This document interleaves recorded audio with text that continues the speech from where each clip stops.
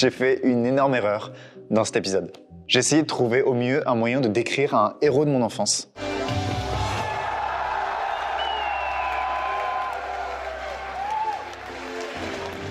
Et en essayant de le mettre dans une case, je me suis rendu compte d'un truc fou. Ou plutôt d'un truc qu'il faut que j'arrête de faire. En explorant les 3 socles de sa personnalité, découvrons ensemble comment j'ai pu apprendre ce que je savais déjà. Bienvenue dans le narratif, Bob Lennon. Bonsoir, je suis Bob Lennon. Pour ceux qui connaissent pas ou peu Bob Lennon, c'est clairement un entertainer. Donne-lui un micro et enregistré sur un jeu et tu vas forcément passer un bon moment. Hulk, il est là, il est beau, il fait son footing. Bienvenue dans l'épisode 4. Montrez-moi que vous méritez votre réputation. Eh mais j'y travaille. Ils approchent, faites quelque chose. Faites quelque chose, faites quelque chose. Faites quelque chose. Il faut rien. Un des meilleurs exemples clairs, c'est Peggle. Peggle, c'est juste un jeu de billes. T'en voici 5 secondes de gameplay.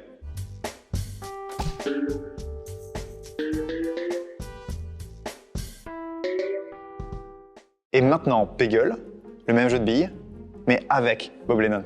Tu crois que ça se fait? Oh, joli. Le 100 000. Quand on montre des exemples comme ça, c'est assez clair que c'est Bob qui rend intéressant le jeu qu'il présente, et pas le contraire.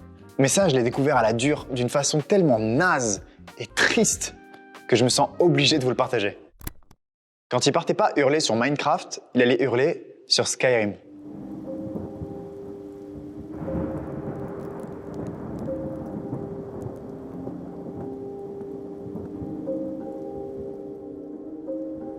Il jouait son personnage, le pyro-barbare, et il parcourait toute la carte de bord de ciel. Le jeu Skyrim est rempli de quêtes, de personnages attachants, de paysages à couper le souffle. Le jeu est tellement riche que parfois on veut s'y engouffrer pour 1 heure seulement, pour une petite pause. Puis il y a 4 heures qui passent et on se demande pas pourquoi. Et c'était incroyable de voir Bob jouer à Skyrim quand t'as pas les moyens de te payer l'aventure.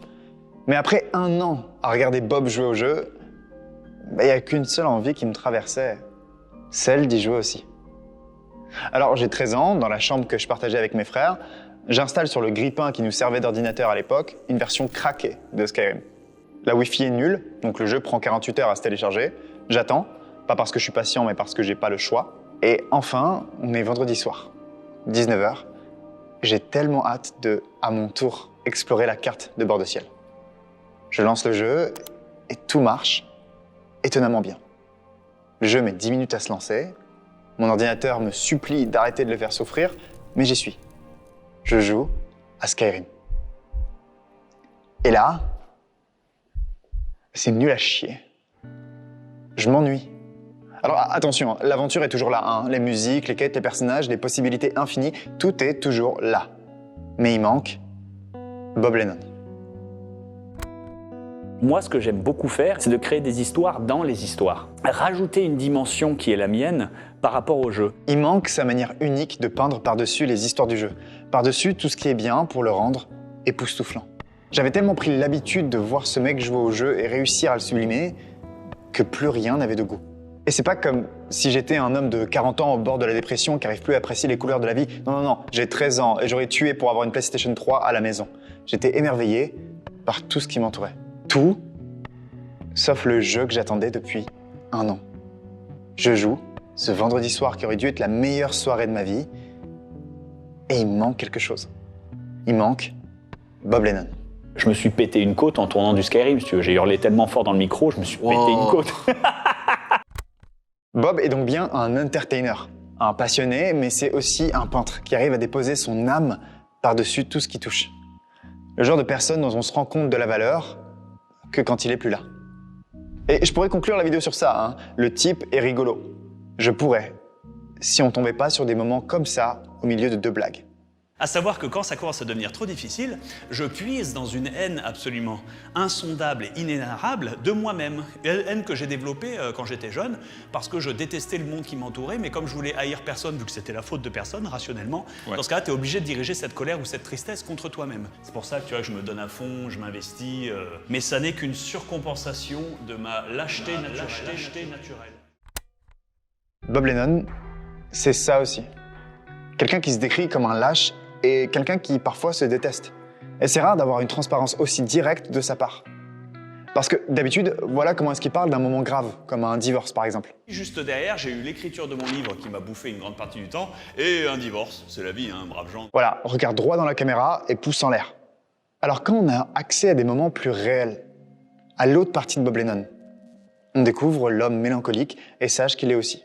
Et je crois que c'est ma partie préférée de Bob, celle qui questionne et qui arrive sur des sujets profonds. Si vous vous terrifiez de demain, vous ne serez pas capable de vivre aujourd'hui. Surtout si en plus vous vous rendez pas compte que vous avez survécu hier. Tu sais absolument pas ce que tu fais de ta vie et ce que tu vas faire de ta vie. T'es perdu. Tu seras perdu demain, t'es perdu aujourd'hui, t'étais perdu quand t'avais 16 ans et qu'on te demandait ce que tu voulais faire de ta life. Spoiler, ça changera pas, même quand t'auras 60 piges. Jamais. T'auras jamais ce contrôle et cette sécurité.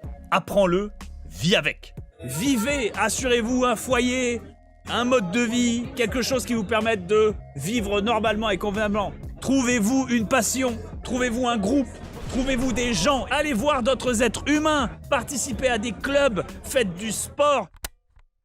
Parfois, Bob, c'est juste quelqu'un de sage qui veut juste partager ce qu'il pense.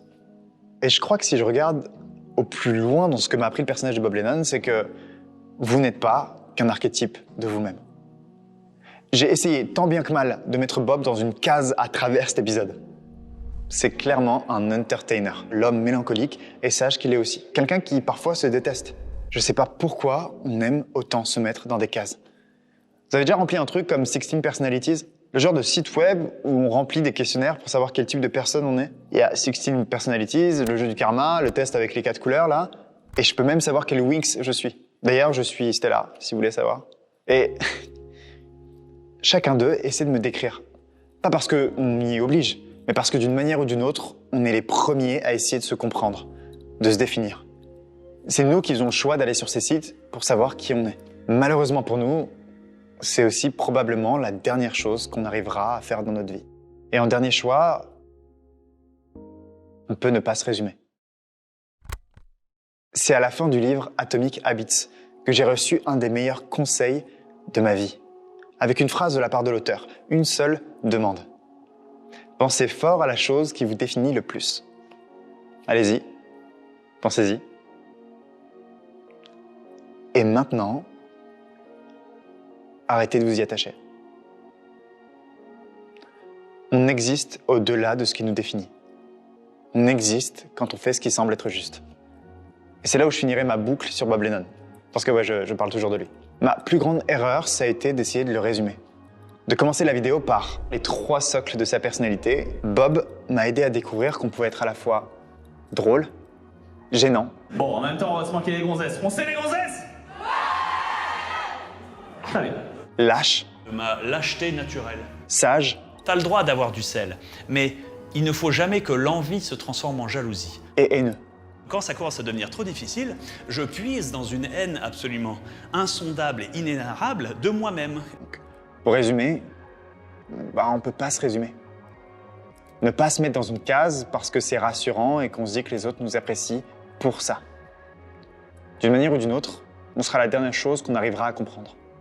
Alors autant pas se compliquer la tâche en essayant de trop simplifier les choses.